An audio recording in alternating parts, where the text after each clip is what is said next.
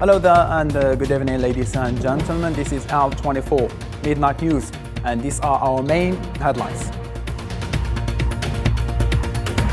President of the Republic, Mr. Abdelmajid Tebboune, received a phone call from his Palestinian counterpart, Mahmoud Abbas, who thanked him for his efforts to unify the ranks of the Palestinian factions. In Palestine, Tamer al-Kilani, a founding member of Lions Den, was killed by the Zionist forces with an explosive device, and the Palestinian Foreign Ministry calls for the UN to react. In UK, Rishi Sunak looked set to become Britain's next Prime Minister after Boris Johnson withdrew from the race, saying that although he had enough support, he realized the country and the Conservative Party needed unity. Russia's defense chief discussed the ongoing military operation in Ukraine with his French, British, as well as the Turkish and US counterparts in separate phone calls.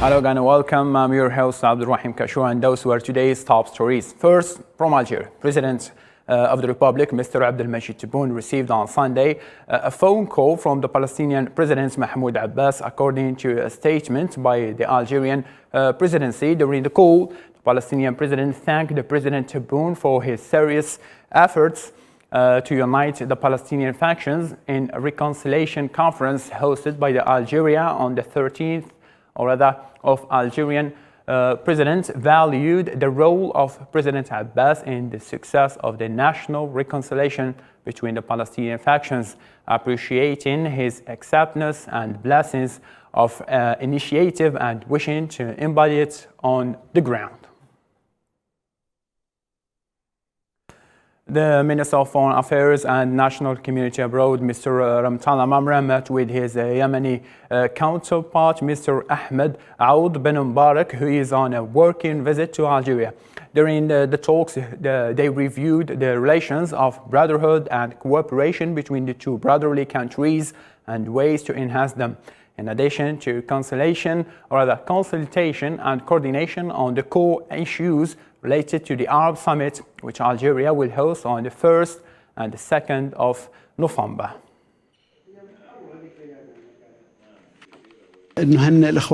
We congratulate our brothers in Algeria with these blessed preparations to host the next Arab Summit that will coincide with the National Day of Revolution in Algeria, as it will play a major role, God willing, to unite the Arab states. President Abdelmajid Tebboune shared on Sunday a cabinet meeting, according to a statement by the Presidency of the Republic. The meeting dealt with the two draft laws on exercise of trade union rights and the prevention and settlement of collective labor disputes, and presentations regarding the conditions and modes of practicing the activity of new vehicle agents, the project of Algeria, Qatari and German hospital, as a review of measures related to unemployment grants. Hundreds marched in a funeral procession for a senior member of Palestinian militant group who was killed overnight on Sunday in occupied West Bank in what was described as a targeted explosion carried out by the Zionist forces. Tamer al-Kilani, a leader in a group known as the Den of Lions, or rather Arinul Usud, in the city of Nablus, where clashes between Palestinian militants and Zionist occupiers have been occurring almost daily, was killed when a bomb placed on a motorcycle park nearby was detonated. Amidst the rising offensive that Zionist forces are holding in Gaza as well as in the West Bank, the growing number of victims amongst Palestinian civilians due to the Zionist raids, Palestinian Ministry of Foreign Affairs has called on the UN to react to the last actions of the Zionist regime, which broke the international human rights law. To the African continent, the Moroccan National Labor Union has organized a protest set on Sunday in reaction to the high prices of fuel and large consumption products. This union warned the Moroccan government of wider protests that may take place in the next days if it does not take actions to increase wages and regulate prices. The Moroccan National Labor Union organized on Sunday a protest sit-in in the Moroccan capital Rabat to demand lower prices and support the purchasing power of citizens. The protesters raised slogans calling for an end to the skyrocketing prices, which have a negative impact on the citizens. They also raised banners criticizing the high prices of fuel and other products of large consumption. الاتحاد الوطني للشغل المغرب اليوم كينظم هذه الوقفة الاحتجاجية. The National Union of Labour in Morocco is organising this demonstration today to address public opinion, the government, parliament, political, economic and social parties, and the living forces. Enough to stifle the people with the purchasing power of the citizens. Enough of the high prices of fuels, raw materials and foodstuffs. The National Labor Union in Morocco called on the government to intervene in order to regulate and reduce prices, especially those concerning basic food items. The slogans notably affirmed that the Rabat government is required to raise the wages of workers, especially those with low incomes, with at least 20% to allow them to cope with the unprecedented inflation and price increase.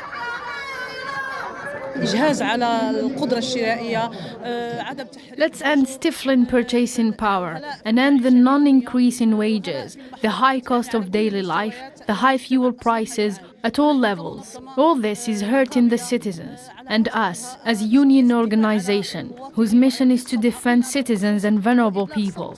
We must make our voices heard so that this injustice is lifted for them and that the government acts and keeps the promises it made during the last election campaigns. التي أطلقتها أثناء الحملات الانتخابية الانتخابات الأخيرة 8 سبتمبر. The Makhzen regime has not shown any reaction to the demands of the union, although the country has witnessed a number of strikes and protests of the same kind since the beginning of 2022. The Moroccan government already promised a series of measures to reduce the pressure and dire circumstances that Moroccans are living. The National Labor Union also stated that these protests are considered a warning for the Moroccan government, as they promised more protests at a wider scale, and the government is required to fasten its reaction towards the concerns of the people. According to a senior health official, 2 days of tribal fighting in south of Sudan resulted in at least 220 deaths, making it one of the deadliest incidents of tribal violence in recent memory. The unrest made matters worse for an African nation best by civil war and political anarchy. An ongoing land dispute has renewed fighting in the Blue Nile province, which borders South Sudan and Ethiopia. The Berta people are opposed to the Hausa tribe, which has its roots in various parts of West Africa.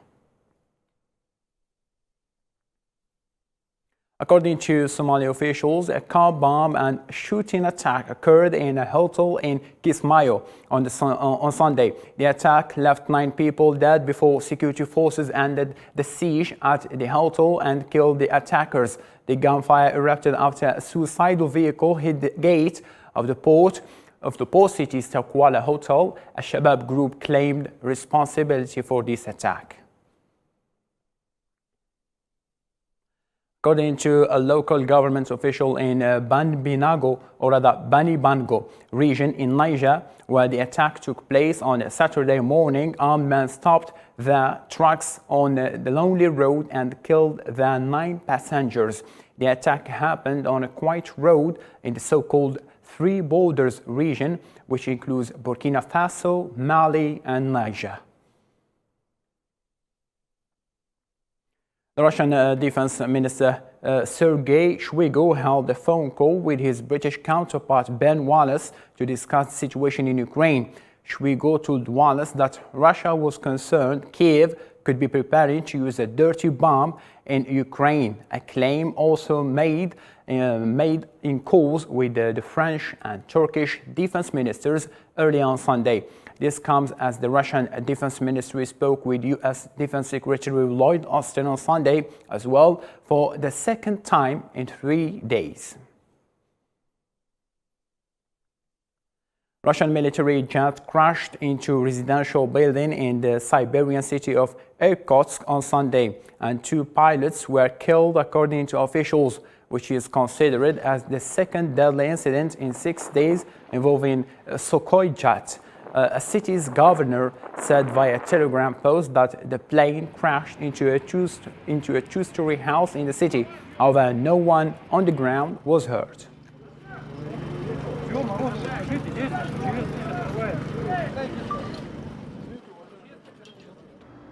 To China now, where Xi Jinping was elected General Secretary of the 20th Central Committee of the Communist Party of China at the committee's first plenary session held on Sunday. The Chinese president said his country will open its doors wider to the rest of the world, adding that just as China cannot develop in isolation from the world needs China for its developments.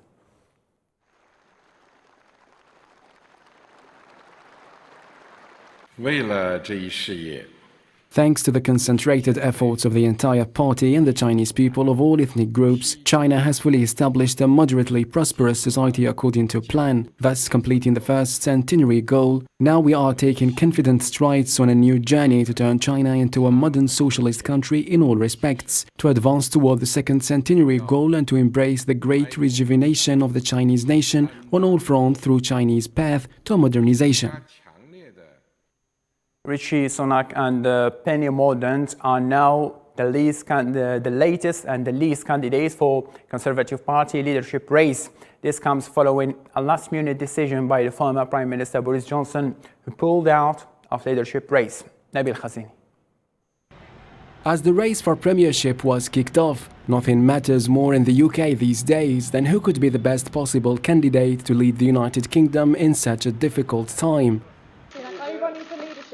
The unhappy finalist against Liz Truss in the race for Downing Street last September, Rishi Sunak, does not intend to give up. The first to get the required 100 backers announced his candidacy, saying he is the one to fix the economy. The United Kingdom is a great country, but we face a profound economic crisis. That's why I'm standing to be the leader of the Conservative Party and your next Prime Minister. I want to fix our economy, unite our party, and deliver for our country.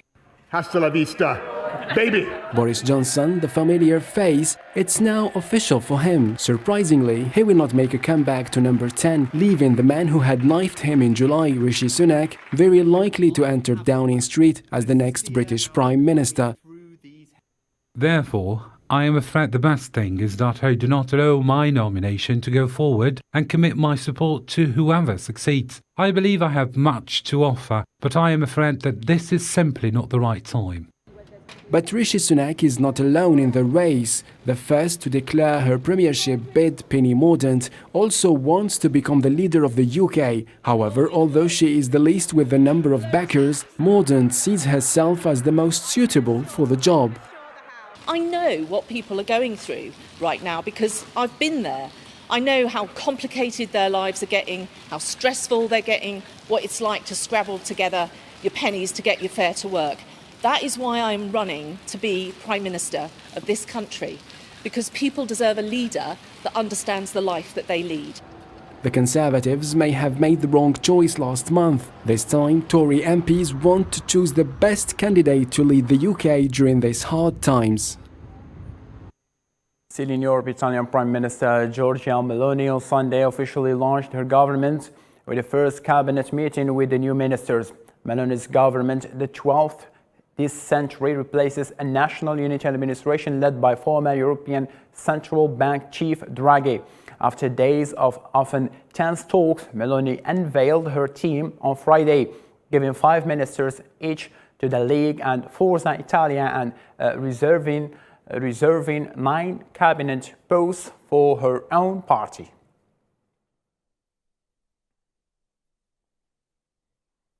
A right-wing politician and a centrist independent candidate in Slovenia will face each other in the runoff presidential election after partial results showed no candidate achieved an outright victory in the first round of voting Sunday. Electors in the small Alpine EU member of 2 million people on Sunday chose for 7 candidates standing for the largely official post. A second round will now take place in November. Thousands of people gathered in Brussels for a climate march called Walk of the Future. The demonstrations come ahead of the UN Climate Change Conference, the COP27, which is expected to take place in November. Islam Seed.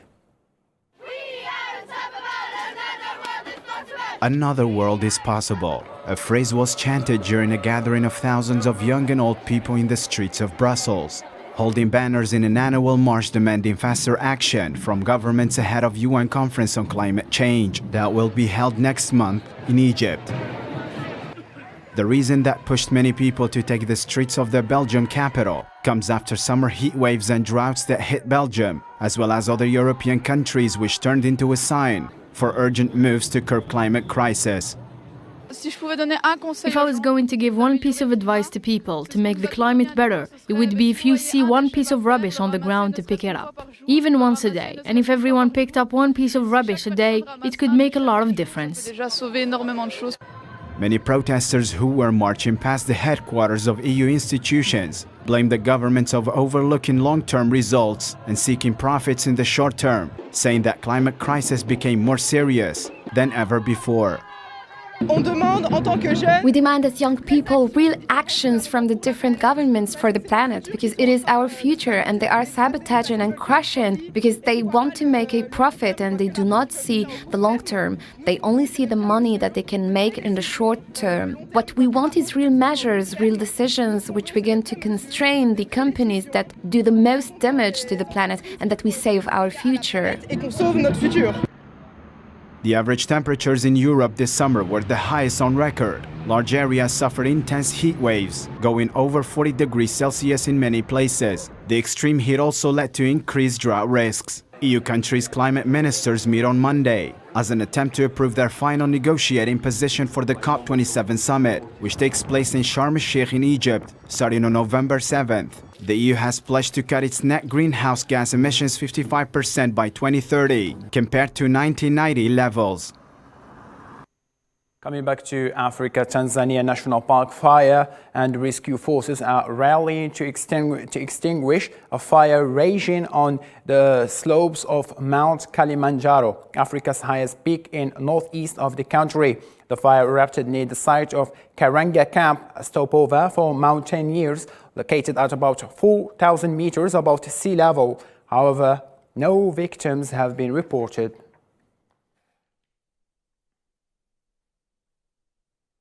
And now for more international news, let's follow this roundup by Sofiane Kantouri. Tens of thousands of students and supporters of the Hungarian opposition marched on a bridge over the Danube in Budapest to protest Hungary's right-wing government and demand educational reform. Money is spent on unnecessary things, on new stadiums, on never-finished projects, on irrelevant investments, and in the meantime the whole education system is being bled out. Coast Guard's boats made a late return after a day of looking for 6 missing victims of an airplane crash. The search has been stopped overnight and will resume on Sunday. It is a very extensive coverage, almost 9 square kilometers to search, where we have 3 main ships searching and another for support, 4 in total. Streets in Sayulita in northwestern Mexican state of Nayarit are flooded as a 3rd category hurricane Roslyn makes landfall on the west coast of the country. A fire broke out on early Sunday morning, infecting a local nightclub in the Chilean capital of Santiago. 30 people were escorted out of the nightclub with no casualties nor injuries. In Uganda, a fashion show titled "By Scars Are Beautiful" is organized to showcase the external and internal scars of the human body. The show celebrates different body shapes and rare diseases and conditions. More with Zara Frajani. My Scars Are Beautiful is the title of the latest fashion show organized in Uganda, with the aim of normalizing the external and internal dysfunctions of a human body, the most important of which is vitiligo, the disease that affects any part of the skin. This event means so much to me. With the theme saying my scars are beautiful, it brings out what we've always wanted to hear, like having scars doesn't make you ugly. You're beautiful, but in a different way. Organized by fashion boutique Cuts Monique Apparel and designer Monica Catojo, the show celebrates different body shapes and rare diseases. This event here is it's a show with a cause, a noble cause. We want to encourage the plus-size women out there to feel beautiful just the way they are. The same goes to people with scars. I hated myself before because of the scars, but the moment I accepted that yes, this is something I cannot change about myself, that acceptance was healing to me. Because lack of confidence and low esteem are two of the major issues people with rare diseases and conditions face in nowadays world. Thus, initiatives like the Ugandan My Scars Are Beautiful fashion show will help people to spread awareness and acceptance of themselves and each other. Ladies and gentlemen, thank you so much for being with us. For more updates, you can follow our social media platform network as well as the official website of Al 24 News. For now, good night.